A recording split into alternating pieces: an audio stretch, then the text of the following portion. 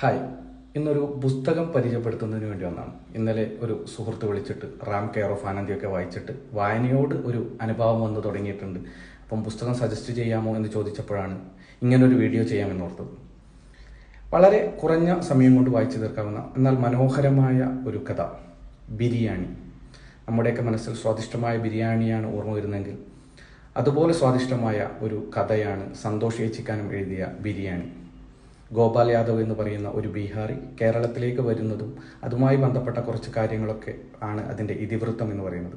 വളരെ നല്ല മനോഹരമായ വായനാനുഭവം സമ്മാനിക്കുന്ന പുസ്തകമാണ്.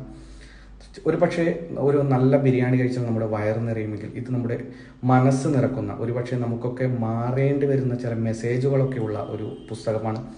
വായിച്ചവർ അവരുടെ അഭിപ്രായങ്ങൾ കമൻറ്റ് ചെയ്യുക, വായിക്കാത്തവർ ഓൺലൈനിൽ ലഭ്യമാണ്, വായിക്കുക. കുറച്ചുകൂടി നല്ല വായനാനുഭവം നൽകുന്ന ഒരു പുസ്തകം അടുത്ത വീഡിയോയിൽ പരിചയപ്പെടുത്താം.